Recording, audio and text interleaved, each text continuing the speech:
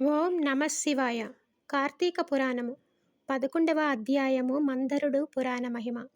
ఓ జనక మహారాజా, ఈ కార్తీక మాస వ్రతము యొక్క మహత్యమును గురించి అనేక ఉదాహరణలు చెప్పి తిని ఇంకనూ దీని గురించి ఎంత చెప్పినా తనివి తీరదు. ఈ మాసమందు విష్ణువును అవిసెపూలతో పూజించిన ఎడల చంద్రాయన వ్రతం చేసినంత ఫలం కలుగును. విష్ణార్చన అనంతరము పురాణ పఠనం చేసిన ఎడల వినినా వినిపించినా అటువంటి వారు తప్పనిసరిగా వైకుంఠాన్నే పొందుతారు. దీనిని గురించి ఇతిహాసం ఒకటి చెప్పెదను. పూర్వము కళింగ దేశమున మందరుడని విప్రుడు కలడు. అతడు ఇతరుల ఇండ్లలో వంటలు చేయుచు, అక్కడనే భుజించుచు, మధ్య మాంసాది పానీయములు సేవించుచు, తక్కువ జాతి వారి సాంగత్యం వలన స్నాన జప దీపారాధనములు ఆచారాలు పాటించక దురాచారం పరుడై మెలుగుచుండెను.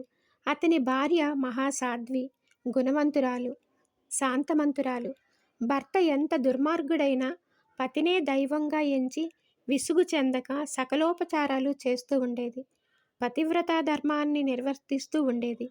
మందరుడు ఇతరుల ఇంట్లలో వంటవాడుగా పనిచేయుచున్నను ఇల్లు గడవక చిన్న వర్తకము కూడా చేయసాగాను. ఆఖరికి దాని వలన కూడా పొట్ట గడవకపోవడం చేత దొంగతనములు చేయుచు, దారి కాచి బాటసారులు బాధించి, వారి వద్ద ఉన్న ధనము వస్తువులు అపహరించి జీవిస్తుండేవాడు. ఒక దినమున ఒక బ్రాహ్మణుడు అడవి దారిన బడి పోవుచుండగా అతనిని భయపెట్టి కొంత ధనమును హరించుచుండగా అక్కడకు మరొక కిరాతకుడు వచ్చి ధనాశచే వారిద్దరినీ చంపి ధనము మూట కట్టుకొని వచ్చుచుండెను. ఆ సమీపమందున్న ఒక గుహ నుండి వ్యాఘ్రం ఒకటి గాండ్రించుచు వచ్చి కిరాతకునిపై పడెను. కిరాతకుడు దానిని కూడా చంపెను. కానీ ఆ పులి కూడా తన పంజాతో కిరాతకుని కొట్టి ఉండుట వలన ఆ దెబ్బకు కిరాతకుడు కూడా చనిపోయాను. ఈ విధముగా ఒకే కాలమున కూడా యమలోకమున 4 విధముల హత్యలు చేసి చనిపోయినందున ఈ నలుగురు కూడా యమలోకమున అనేక శిక్షలు అనుభవించుచు రక్తము గక్కుచూ బాధపడుచుండిరి. మందరుడు చనిపోయిన నాటి నుండి అతని భార్య నిత్యము హరినామస్మరణ చేయుచు సదాచారవర్తిని అయి భర్తను తలుచుకొని దుఃఖించుచు కాలము గడుపుచుండెను. కొన్నాళ్లకు ఆమె ఇంటికి ఒక ఋషిపుంగవుడు వచ్చెను. ఆ వచ్చిన ఋషిని గౌరవముగా ఆహ్వానించి ఆర్ఘ్యపాద్యాదులతో పూజించి, స్వామి, నేను దీనురాలను. నాకు భర్త గాని సంతతి గాని లేరు. నేను సదా హరినామస్మరణ చేయుచు జీవించుచున్నదానను. కాన నాకు మోక్ష మార్గము ప్రసాదించమని బ్రతిమాలుకొనెను. ఆమె వినయమునకు ఆచారమునకు ఆ ఋషి సంతసించి, అమ్మా, ఈ దినము కార్తీక పౌర్ణమి, చాలా పవిత్రమైన దినము. ఈ దినమును వృధాగా పాడు చేసుకోవద్దు. ఈ రాత్రి దేవాలయములో పురాణము చదువుదురు. నేను చమురు తీసుకుని వచ్చెదను. నీవు ప్రమిదను వత్తిని తీసుకుని రావలేను.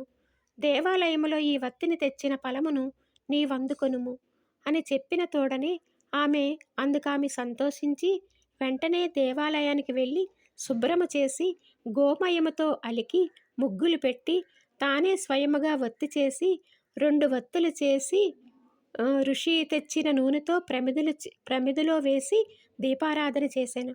అటు తర్వాత ఇంటికి వెడలి తనకు కనిపించిన వారినెల్లా ఆ రోజు రాత్రి ఆలయమందు పురాణం కాలక్షేపనికి రమ్మని చెప్పింది. ఆమె కూడా ఆ రాత్రంతయు పురాణం వినెను. ఆనాటి నుండి ఆమె విష్ణు చింతతో కాలము గడుపుచు కొంతకాలమునకు మరణించెను. ఆమె పుణ్యాత్మురాలగుట వలన విష్ణుదూతులు వచ్చి ఆమెను విమానమెక్కించి వైకుంఠానికి తీసుకొని పోయిరి. కానీ ఆమెకు పాపాత్ముడైన భర్తతో సహవాసము వలన కొంచెము దోషముండుట చేత మార్గమధ్యంలో యమలోకమునకు తీసుకొని పోయిరి.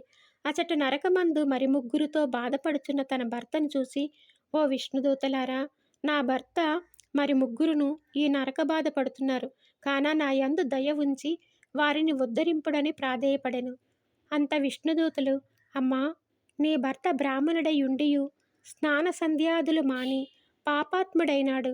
2వ వాడు కూడా బ్రాహ్మణుడైనను అతడు కూడా ధనాశచే ప్రాణహితిని చంపి ధనము అపహరించెను. 3వ వాడు వ్యాఘ్రము. 4వ వాడు పూర్వము ద్రవిడ దేశమున బ్రాహ్మణుడై జన్మించెనను అనేక అత్యాచారములు చేసి ద్వాదశి రోజున కూడా తైలలేపనము మద్య మాంస భక్షణ చేసినవాడుగాన పాపాత్ముడైనాడు. అందుకే ఈ నలుగురు కూడా నరక బాధలు పడుచున్నారు అని వారి చరిత్రలు చెప్పిరి. అందులకామె చాలా విచారించి, ఓ పుణ్యాత్ములారా, నా భర్తతో పాటు మిగిలిన ముగ్గురిని కూడా ఉద్ధరింపుడని ప్రార్థించగా, అందులక ఆ దూతలు, అమ్మా, కార్తీక శుద్ధ పౌర్ణమి నాడు నీవు వత్తి చేసిన ఫలమును వ్యాఘ్రానికి, ప్రమిద చేసిన ఫలము కిరాతకునకు, పురాణం వినుట వల వచ్చిన ఫలము ఆ విప్రునకు దారపోసినచో వారికి మోక్షము కలుగునని చెప్పగా, అందులకామె అట్లే దారపోసెను. ఆ నలుగురును ఆమె కడకు వచ్చి విమానమెక్కి వైకుంఠానికి వెళ్ళిరి. కావున ఓ రాజా, కార్తీక మాసమున పురాణం వినుట వలన, దీపం వెలిగించుట వలన ఎట్టి ఫలము కలిగినో వింటివా అని వశిష్ఠుల వారు నుడివిరి. ఏకాదశోధ్యాయము 11వ రోజు పారాయణం సమాప్తం. ఓం నమః శివాయ.